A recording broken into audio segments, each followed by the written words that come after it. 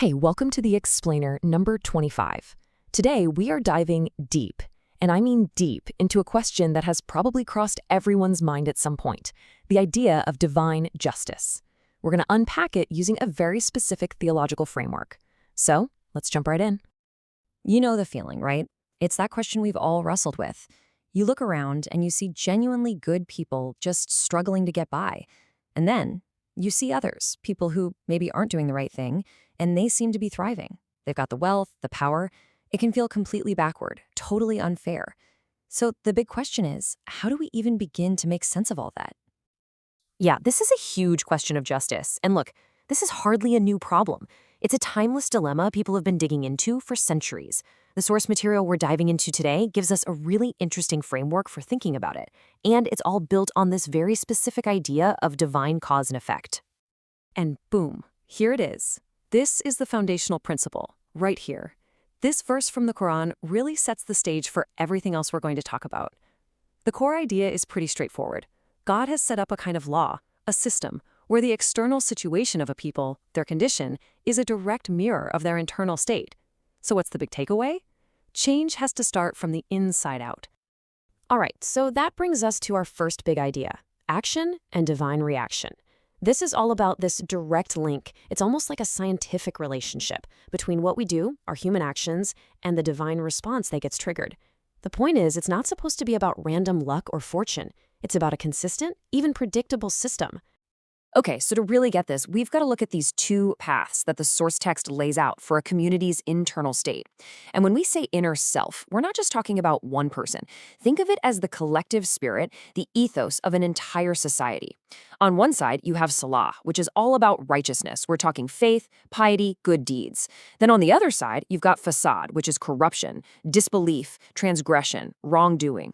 According to this framework, it's the path a whole society chooses collectively that ends up shaping their reality on the outside. And check this out, this breaks down the process perfectly. The source actually calls this a sunnah, which basically means an unchanging, unbreakable law of God. So here's how it works. Step 1, a community changes its inner self, its beliefs, its actions, its ethics. Step 2, that change triggers this divine law of cause and effect. And finally, step 3, the community's external condition changes right along with it. They either receive blessings or, well, the opposite. It is a pure system of action and reaction. Okay, but hold on. This is the big question, right? I'm sure you're thinking it too. If the system is so simple, so cause and effect, why do we see corrupt people swimming in wealth and power? It just doesn't seem to line up with what we see every day. And that is exactly where the source material gets really interesting and adds a crucial layer of nuance. So what's going on? Well, we get into the two kinds of blessings. The key here, according to this analysis, is that you have to understand that not everything that looks like a blessing actually is one.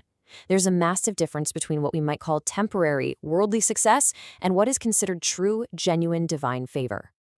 This chart here does a great job of breaking it down.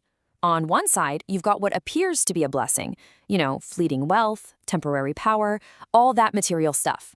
The source suggests this could actually be a test.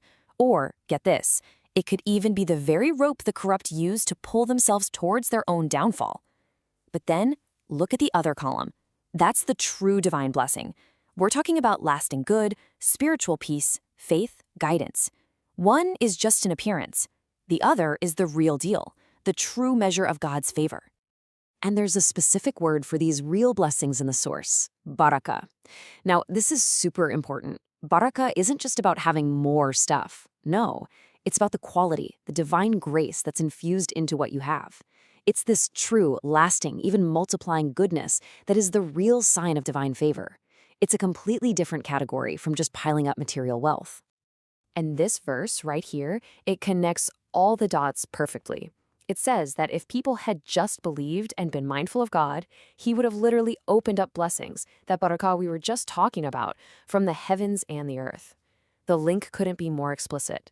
Righteousness is the key that unlocks real, lasting divine favor. It's not about the temporary stuff. Okay, so if this system is basically an unchanging law of the universe, what about the people who actively try to fight against it? The ones who work against this divine order?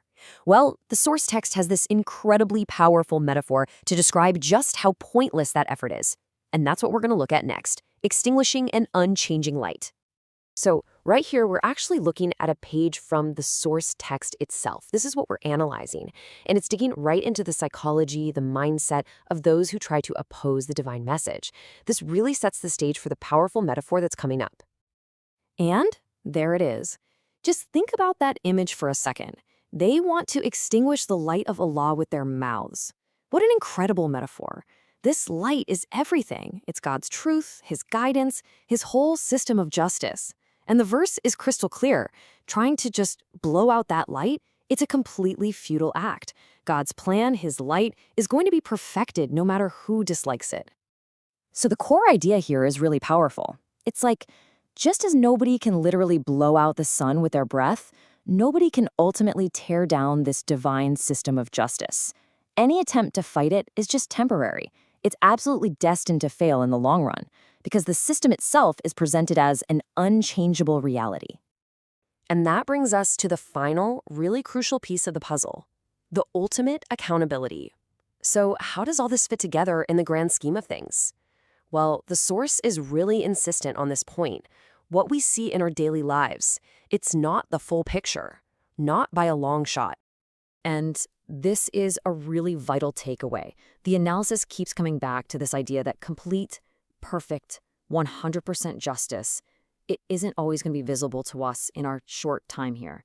You have to think of this worldly life as just one part of the equation, maybe one act in a much, much larger play. All right, so let's wrap this up and run through the key takeaways on divine justice from this whole analysis. Number 1, our actions have direct consequences, even if we can't always see them. Number 2, worldly success is not the ultimate measuring stick for divine favor.